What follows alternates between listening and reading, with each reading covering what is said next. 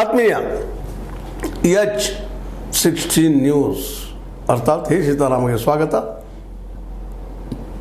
ನಾನು ನಿಮ್ಮವ MI ಅಥವಾ ಮಲ್ಲಪ್ಪ ಜೋತಾವರ್. ಆತ್ಮೀಯರೇ, BDCC ಮತ್ತು ಮಾತಾಡಬೇಕಾಗಿದೆ. ಮತ್ತೊಂದು ಹೊಸ ಡೆವಲಪ್ಮೆಂಟ್ ಆಗಿದೆ.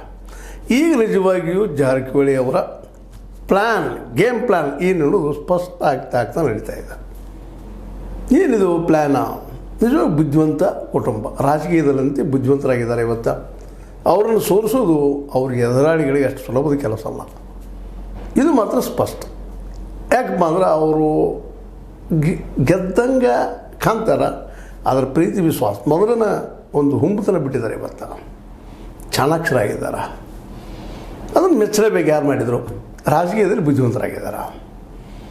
ಆ ಮಟ್ಟ ಬುದ್ಧಿವಂತಿಕೆ ಮೋಸ್ಟ್ಲಿ ಲಕ್ಷ್ಮಣ ಸವದಿ ಅವರಲ್ಲಿ ಇರಬಹುದೇನೋ, ಒಂದು ಸ್ವಲ್ಪ ಲಕ್ಷ್ಮೀ ಹೆಬ್ಬಾಳ್ಕರ್ ಅವರಲ್ಲಿ ಇರ್ಬೋದು, ಉಳಿದವರಲ್ಲಿ ಇಲ್ಲ. ನಮ್ಮಷ್ಟು ನಾವಿದ್ರೆ ಸಾಕಪ್ಪ ಅನ್ನೋಂಥ ಪರಿಸ್ಥಿತಿ, ಮನೋಸ್ಥಿತಿ.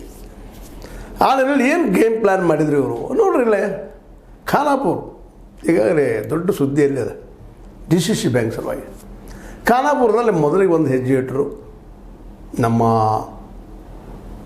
ಏನಪ್ಪ ಅಂತಂದ್ರೆ ಸತೀಶ್ ಅವರು. ಲಕ್ಷ್ಮೀಬಾಯಿ ಹೆಬ್ಬಾಳ್ಕರ್ ಅವ್ರನ್ನ ಹೊರಗೆ ತೆಗೆಯುವಲ್ಲೇ ದೂರ ಸರಿಸಲು ಯಶಸ್ವಿ ಆದರು. ಅವರ ತಮ್ಮ ನಿಮಗೆ ಗೊತ್ತದ, ಅವರದ್ದಂಥವರು ಹಿಂಸರಿದ್ರು. ಅದರ ಜೊತೆಗೆ ಇನ್ನೊಂದು ಪ್ಲ್ಯಾನ್ ಆಡಿದರು. ಇದ್ರ ನಂತರ ಈಗ ಎರಡನೇ ಸೆಕೆಂಡ್ ಪ್ಲ್ಯಾನ್.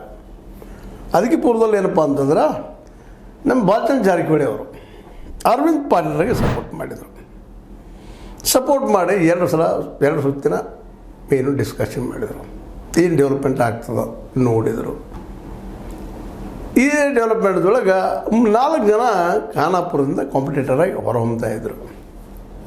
ಒಂದು ಕಡೆ ಲಕ್ಷ್ಮೀಬಾಯಿ ಹೆಬ್ಬಾಳ್ಕರ್ ಅವರ ತಮ್ಮ, ಇನ್ನೊಂದು ಕಡೆ ನಮ್ಮ ಅರವಿಂದ್ ಪಾಟೀಲರು, ನಮ್ಮ ಬಾಲಚಂದ್ರ ಜಾರಕಿಹೊಳಿ ಕ್ಯಾಂಡಿಡೇಟು, ಇನ್ನೊಂದು ಕಡೆ ನಮ್ಮ ಸತೀಶ್ ಅವರು ಮತ್ತೊಂದು ಒಂದೇನೋ ಗೇಮ್ ಪ್ಲ್ಯಾನ್ ಆಡಿದ್ದಾರೆ. ಅದು ವಿಠ್ಠಲ್ ಹಲಗೇಕರ್ ಅವರ ಹಿಂದೆ ನಿಲ್ಲುವಂಥ ಕೆಲಸ. ಇನ್ನು ಅಂಜಲಿ ನಿಂಬಾಳ್ಕರ್ ಕಳೆದ ಚುನಾವಣೆಯಲ್ಲಿ 2 ಮತದಿಂದ ಸೋತಿದ್ದರು. ಇವರೆಲ್ಲ ಶಾಸಕರು, ಹಾಲಿ ಶಾಸಕರು. ಇವರು ಹಲೇಕರ್ ಇರ್ಬೋದು, ಅರವಿಂದ್ ಪಾಟೀಲ್ ಇರ್ಬೋದು, ಮುಂದೆ ವಿಠ್ಠಲ್ ಹಲಗೇಕರ್ ಅವರು ಇರ್ಬೋದು. ಇವರೆಲ್ಲರೂ ಸ್ವತಂತ್ರವಾದ ಮೀಡಿಯಾಗೆ ಬೇಕಾಗಿರುವುದು ಸ್ವತಂತ್ರ ಧ್ವನಿ. ಆ ಸ್ವತಂತ್ರ ಧ್ವನಿ ಉಳಿಸಲು ನೀವು ಮಾಡಬೇಕಾದದ್ದು ಇಷ್ಟೇ. ಅದೇನಪ್ಪಾ ಅಂತಂತಂದ್ರೆ ನಿಮ್ಮ ಕೈಲಾದಷ್ಟು ಸಹಾಯ ಈ ಚಾನಲ್ಗೆ ಮಾಡಿ ಹಾಗೂ ನಿಮ್ಮ ಧ್ವನಿಯನ್ನು ಕಾಪಾಡಿಕೊಳ್ಳಿ. ಈ ಎಲ್ಲ ನೆಲೆಯಲ್ಲೇ ಈ ಒಂದು ಗೇಮನ್ನು ಭಾಳ ಸ್ಪಷ್ಟವಾಗಿ ಆಟ ಆಡಿದರು. ಏನಪ್ಪ ಅಂತಂದ್ರೆ ಒಂದು ಕಡೆ ವಿಠ್ಠಲ್ ಹಲಗೇಕರ್ ಅವ್ರನ್ನ ತಮ್ಮ ಕಡೆ ಸೆಳೆಯುವಲ್ಲಿ ಯಶಸ್ವಿಯಾಗಿದ್ದಾರೆ. ಇನ್ನೊಂದು ಕಡೆ ಅರವಿಂದ್ ಪಾಟೀಲ್ರನ್ನ ತಮ್ಮ ಕಡೆ ಜಗ್ಗುದ್ರಲ್ಲಿ ಯಶಸ್ವಿಯಾಗಿದ್ದಾರೆ. ಇವರಿಬ್ಬರು ಯಾರೋ ಬಂದರು ಜಾರಕಿಹೊಳಿ ಪಾರ್ಟಿ. ಯಾರು ಸೋತರು, ಯಾರು ಬಿದ್ದರು. ಸೋತ್ರ ಬಾಲಚಂದ್ರ ಜಾರಕಿಹೊಳಿ ಕಡೆ, ಸೋತ್ರ ಅರವಿಂದ್ ಪಾಟೀಲ್ ಅನ್ನೋದು, ಎಲ್ಲ ಸೋತ್ರ ವಿಠ್ಠಲ್ ಹಲಗೇಕರ್ ಸೋತ್ರಪ್ಪ ಅನ್ನೋದು.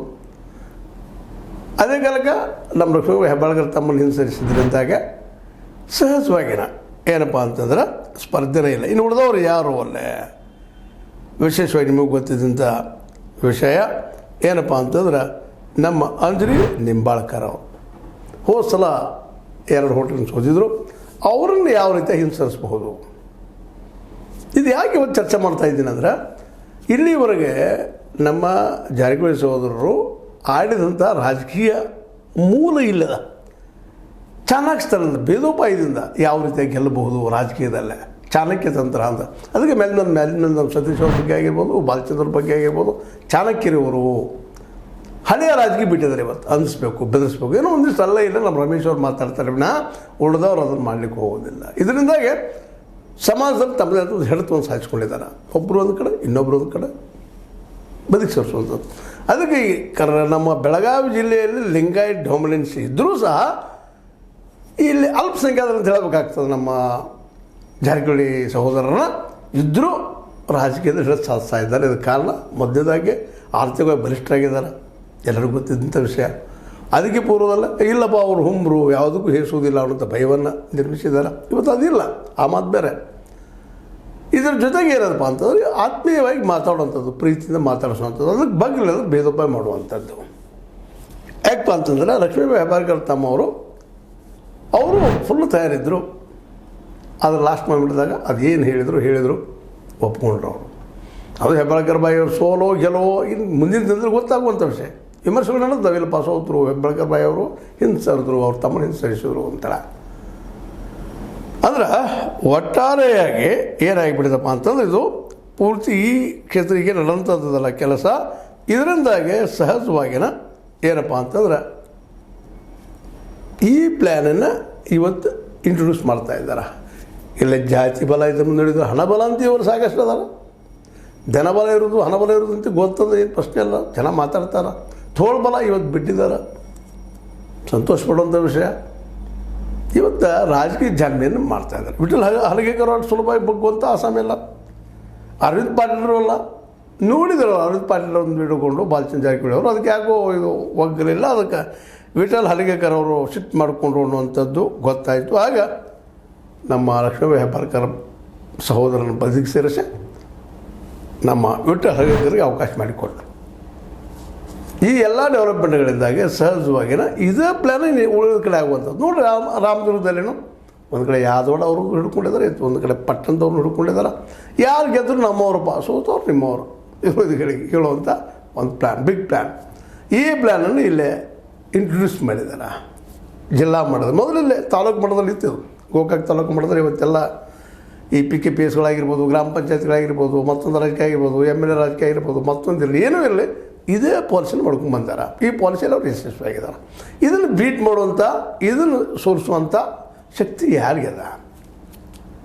ಕತ್ತಿಯವ್ರಿಗೆ ಅದನ, AB ಪಾಟೀಲ್ರಿಗೆ ಅದನ, ಲಕ್ಷ್ಮಣ್ ಸವದಿಯವ್ರಿಗೆ ಅದನ, ಲಕ್ಷ್ಮೀಬಾಯಿ ಹೆಬ್ಬಾಳ್ಕರ್ ಅವ್ರಿಗೆ ಅದನ. ಯಾಕಂದ್ರೆ ಇದು ಒಂದು ಅತ್ಯಂತ ವ್ಯವಸ್ಥಿತವಾದ ತಂತ್ರ. ಇದು ಅವರ ಅನುಭವದಿಂದ ಪಡೆದಂಥದ್ದು. ಎಲ್ಲರಿಗೂ ಹೆಲ್ಪ್ ಮಾಡೋದು. ಇಲ್ಲಿ ನೋಡಿರಿ, ನಗರಸಭೆಯಲ್ಲಿ, ಗೋಕಾಕ್ ನಗರಸಭೆಯಲ್ಲಿ ಎಲ್ಲರಿಗೂ ಹೆಲ್ಪ್ ಮಾಡೋದು. ಯಾರು ಹೇಳ್ತಾರೆ ನಿಲ್ಲರಪ್ಪ, ನಮಗೆ ಆಶ್ರಯ ಇಲ್ಲ ಅಧಿಕಾರದ್ದು, ನೀವು ಬಂದು ನಿಮಗೆ ಒಂದಿಷ್ಟು ಆರ್ಥಿಕ ಸಹಾಯ ಮಾಡೋದು, ಇನ್ನೊಬ್ರದ್ದು ಅವ್ರಿಗೂ ಆರ್ಥಿಕ ಸಹಾಯ ಮಾಡೋದು, ಎಲ್ಲರಿಗೂ ಕೊಡೋದು. ಅವ್ರವ್ರು ರೋದಿದ್ದೇ ಇರ್ತದೆ. ಯಾರು ಗೆಲ್ತಾರ ಹೌದಪ್ಪ, ಅವ್ರು ಆಡಳಿತ ಮಾಡಿರಿ, ನಾವು ನಿಮ್ಮಿಂದ ಇದೀವಿ, ನಮ್ಮ ಕೈಲಿ ಇರ್ರಿ, ಬಸ್. ಇದೇ ಪಾಲಿಸಿಯಲ್ಲಿ ಅಪ್ಲೈ ಮಾಡ್ತಾ ಇದ್ದಾರೆ ಬೆಳಗಾವಿ DCC ಬ್ಯಾಂಕದ ಈ ಸಲದ ಚುನಾವಣೆಯಲ್ಲಿ. ಇದು ಇಲ್ಲಿ ಯಶಸ್ವಿ ಆಗ್ಬೋದಾ, ಗೇಮ್ ಪ್ಲ್ಯಾನ್ ಯಶಸ್ವಿ ಆಗ್ಬೋದಾ ಅನ್ನೋದನ್ನು ಅವರು ಎದುರಾಳಿಗಳು ವಿಚಾರ ಮಾಡಬೇಕಾಗಿತ್ತು. ಇದಕ್ಕೆ ಏನಾದ್ರು ಪ್ರತಿತಂತ್ರದಾನ ಅನ್ನುವಂಥ ಮಾತನ್ನು. ಇದು ಒಂದು ಒಳ್ಳೆಯ ರಾಜಕೀಯ ಡೆವಲಪ್ಮೆಂಟ್. ಇದರ ಬಗ್ಗೆ ಅಂತ ಒಂದು ಬುದ್ಧಿವಂತಿಕೆ ಹೆಜ್ಜೆ, ಜೊತೆಗೆ ವಿಶ್ವಾಸ ತೆಗೆದುಕೊಳ್ಳೋದು. ಎಲ್ಲರೂ ವಿಶ್ವಾಸಕ್ಕೆ ತೆಗೆದುಕೊಂಡು ತಮ್ಮ ರಾಜಕೀಯ ಬೇಳೆಯನ್ನು ಬೇಯಿಸ್ಕೊಳ್ಳೋಂಥದ್ದು. ಇದರಿಂದ ಈ ಪ್ಲ್ಯಾನ್ನಿಂದ ಇವತ್ತು ಅವರು ರಾಜ್ಯ ಮಟ್ಟದ ರಾಜಕೀಯದಲ್ಲೂ ಗೆಲ್ಲಬಹುದೇನೋ, ಗೆಲ್ತಾರೇನೋ ಅನ್ನುವಂಥದ್ದು. ಅಲ್ಲೂ ಅದನ್ನು ನಡೀತಾ ಇದೆ. ಅಲ್ಲೂ ಈಗ ಸಿದ್ದರಾಮಯ್ಯ ನಂತರ ಯಾರು DKC ಸರ್ ಎಲ್ಲರೂ ಮಾತಾಡ್ತಾರೆ, ಆದರೆ ಅವರಲ್ಲ, ಸತೀಶ್ ಅವರು ಇದ್ದಾರೂ. ಇದು ಪ್ಲ್ಯಾನಿನ. ಅಲ್ಲಿ ನೋಡಿರಿ, ಲಾಸ್ಟ್ ಟೈಮ್ ನೀವು ಗೊತ್ತದ ರಾಜ್ಯ ಮಟ್ಟದಲ್ಲ DKC ಅವ್ರು ಏನಾರು ಮಾಡೇ ಬಿಡ್ತಾರೆ ಅನ್ನೋದ್ರಾಗ ಅತಂತ್ರರಾಗಿದ್ದರು ಸಿದ್ದರಾಮಯ್ಯನವರು. ಆ ಸಂದರ್ಭದಲ್ಲೇ ಸಹಜದ ಅವ್ರು ಸಿಕ್ಕಿದ್ದು ಅಪರೂಪ. ಯಾಕಂದ್ರೆ ಅವರ ಮೆರಿಟಿಗಾಗಿ ಅದೇ ಕಾಲಕ್ಕೆ ಒಬ್ಬ ಮಾಸ್ ಲೀಡರ್ನಕ್ಕಾಗಿ ಸಿಕ್ಕಿತ್ತು ಅವ್ರಿಗೆ. ಇಲ್ಲಿ ಅಡ್ಡಿ ಇಲ್ಲ ಅದರ ಅನ್ನುವಂಥ ಮಾತು. ಆ ಸಂದರ್ಭದಲ್ಲಿ DKC ಯಾವ ರೀತಿಯಾಗಿ ಫೈಟ್ ಮಾಡಿದಾರಪ್ಪ ಅಂದ್ರೆ, ಮುಖ್ಯಮಂತ್ರಿ ಸ್ಥಾನ ಕಸ್ಕೊಳ್ಳುವಲ್ಲೇ ಅಥವಾ ಅದನ್ನು ಬಿಟ್ಟು ಕೊಡುವಲ್ಲೇ DKC ಅವರ CM ಅನ್ನುವಷ್ಟು ಮಟ್ಟಿಗೆ CM ಅವರು ಅಂದರೆ ನಮ್ಮ ಸಿದ್ದರಾಮಯ್ಯನವರು ತಾವು ಬೆದರುವಂಥ ಮಟ್ಟಿಗೆ ತಂದಿಟ್ಟಿದ್ರು. ಆದರೆ ಆ ಸಂದರ್ಭದಲ್ಲಿ ಸರಿಯಾಗಿ ಉಪಯೋಗ ಮಾಡಿಕೊಂಡಂಥ ನಮ್ಮ ಸತೀಶ್ ಅವರು ಅವ್ರಿಗೆ ಬೆಂಬಲ ಏನಂತ ನಂತರದ ಮತ್ತೆ ಬೆಂಬಲ ಬಂದಾಗ DKC ಅವರ ಎದುರಾಳಿಯಾಗಿ ತಾವು ಇರೋ ಜೊತೆಗೆ ಇಲ್ಲೇ G. ಪರಮೇಶ್ವರನ್ನು ತಂದಿರಿಸು SC ಕ್ಯಾಂಡಿಡೇಟ್ ಅಂತೇಳಿ. ಇದು ಬುದ್ಧಿವಂತಿಕೆನ ಜಾಣ್ಮೆನೇ ಇದೆಯಲ್ಲ. ಇವು ತಂತ್ರಗಳನ್ನು ಇವತ್ತು ಮಾಡ್ತಾಯಿದ್ದಾರೆ. ಇದನ್ನು ರಾಜ್ಯ ಮಟ್ಟದಲ್ಲಿ 22ರಲ್ಲಿ ಇದಾಗೋ ಇಂಥದ್ದು ಪ್ರಯೋಗದಲ್ಲಿ ಹಾಗೆ ಆಗ್ತದೆ ಅನ್ನೋದು ಅವರ ಬೆಂಬಲಿಗರ ಮಾತು. ಮತ್ತು ಇಲ್ಲಿ ನಾವು ಇಲ್ಲಿವರೆಗೆ ನೋಡ್ತಾ ಬಂದಿದ್ದೀವಿ ಅವ್ರ ಇತಿಹಾಸವನ್ನು. ಹೌದು, ಅವ್ರಿಗೂ ಗೊತ್ತಾಗಿದೆ, ಇಲ್ಲಪ್ಪ ನಾವು ಹುಂಬತನ ಮಾಡಿದರೆ ನಮ್ಗೆ ಪೆಟ್ಟು ಆಗ್ತದೆ. ಮತ್ತು ಇವತ್ತು ರಾಜ್ಯ ಮಟ್ಟದಲ್ಲ ಎಲ್ಲ ಅಲರ್ಟ್ ಇರ್ತಾರೆ. ನಾವು ಗ್ಲಾಸ್ ಹೌಸ್ದಾಗಿದ್ದೀವಿ, ನಮ್ಮ ಎದುರಾಳಿಗಳು ಗ್ಲಾಸ್ ಹೌಸ್ದಾಗಿದ್ದಾರೆ. ಯಾರ್ಯಾರು ಸ್ಟೋನ್ ಥ್ರೋ ಮಾಡಿದ್ದಾರೆ, ಕಲ್ಲು ಹೆಸರು ಹೊಡೆದು ಹೋಗ್ತದೆ ಎಲ್ಲರಿಗೂ ಗೊತ್ತದ. ಈ ನೆಲೆಯಲ್ಲೇ ಇವತ್ತು ಅವರು ಒಳ್ಳೆಯ ಜನ್ಮೆ ಹೆಜ್ಜಿಟ್ಟಿದ್ದಾರೆ. ಇನ್ನು ಹಲಗೇಕರ್ ಗೆದ್ದರು, ಪಾಟೀಲ್ ಗೆದ್ದರು, ಅವರು ಜಾರಕಿಹೊಳಿ ಗುಂಪಿಗೆ ಹೋಗುವಂಥ ನಿಶ್ಚಿತನ ಅನ್ನೋದು ಇವತ್ತಿನ ಅಭಿಪ್ರಾಯ. ಇದು ಸರಿ ತಪ್ಪೋ ಗೊತ್ತಿಲ್ಲ, ಇದು ಡಿಸೈಡ್ ಮಾಡೋದು ನೀವು ಇನ್ನು ಹೌದಲ್ಲಪ್ಪ. ಇದು ಮತ್ತು ಎದುರಾಳಿಗಳು ಈ ಪ್ಲ್ಯಾನನ್ನು ಇವತ್ತು ಇಂಟ್ರೊಡ್ಯೂಸ್ ಮಾಡಿದ್ದಾರೆ. ಇದನ್ನು ರಾಜ್ಯ ಮಟ್ಟದಲ್ಲಿ ಅಪ್ಲೈ ಮಾಡ್ತಾರೆ. ಒಳ್ಳೆ ಪ್ಲ್ಯಾನ್ ಅದ. ಯಾಕಂದರೆ ತಮ್ಮ ವಿರೋಧಿಗಳನ್ನು ವಿಶ್ವಾಸ ತೆಗೆದುಕೊಂಡ, ಅವರ ಮೂಲಕ ತಾವು ಹಿಡಿದು ಸಾಧಿಸ್ಕೊಂಡ, ನಿಮಗೆ ಅಧಿಕಾರ ಕೊಟ್ಟ, ಇಡೀ ಅಧಿಕಾರನ ತಮ್ಮ ಕೈ ಇಟ್ಕೊಂಡು ಹೋಗುವಂಥ ಸೂತ್ರದಲ್ಲ ಈ ಸೂತ್ರಕ್ಕೆ ಹ್ಯಾಟ್ಸಪ್ ಇಷ್ಟ ನಾವು ಹೇಳ್ಬೋದು. ಇದಕ್ಕಿನ್ನ ವಿರೋಧಿಗಳಿಗೆ ಬಿಟ್ಟಂಥ ವಿಷಯ ಯಾವ ರೀತಿ ಇದನ್ನು ಮಾಡಬಹುದು ಮಾಡಬೇಕು ಅನ್ನೋದ್ರಲ್ಲ. ಇದೆಲ್ಲ ದಿಶೆಯಲ್ಲೇ ನಿಮಗೆ ಏನು ಅನ್ನಿಸ್ತದೆ, ಇದು ಸರಿ ಅನ್ನಿಸ್ತದೆ ಈ ಪ್ಲ್ಯಾನ್ ಮಾಡಿದ್ದು ಸರಿ ತಪ್ಪನ್ರಿ ಒಟ್ಟಲ್ಲಿ ವಿಮರ್ಶೆ ಮಾಡ್ತಾಯಿರಿ. ನಮಗೆ ಬೇಕಾದಷ್ಟು ಪ್ರಜಾಪ್ರಭುತ್ವ ಚೆನ್ನಾಗಿ ಬೆಳೀಲಿ, ಜನಸಾಮಾನ್ಯರು ಬದುಕುವಂಥ ವ್ಯವಸ್ಥೆ ಆಗಲಿ, ಕಡು ಬಡವನು ಎರಡು ಊಟ ಮಾಡುವಂಥ ಉದ್ಯೋಗ ಸಿಗಲಿ. ದಾನ ಬೇಡ, ಗ್ಯಾರಂಟಿ ಕೊಟ್ಟು ಮತ್ತೇನು ಮಾಡಿ ಅಂಥವು ಬೇಡ, ಉದ್ಯೋಗ ಸಿಗುವಂಥ ವ್ಯವಸ್ಥೆಯಲ್ಲಿ ಬರಲಿ ಅನ್ನೋದಷ್ಟೇ ಇಲ್ಲಿಯ ಮುಖ್ಯ ಉದ್ದೇಶ ಅಂತ ಹೇಳ್ತಾ, ಇದು ನಿಮಗೆ ಲೈಕ್ ಆಗಿರ್ಬೋದು. ಲೈಕ್ ಮಾಡಿ, ಶೇರ್ ಮಾಡಿ, ಕಾಮೆಂಟ್ ಮಾಡಿ, ಜೊತೆ ಸಬ್ಸ್ಕ್ರೈಬ್ ಮಾಡಿ. H60 ನ್ಯೂಸ್ ಅಂತ ಸಿದ್ದರಾಮಯ್ಯ ಸತ್ಯಕ್ಕೆ ವಂದನೆಗಳು.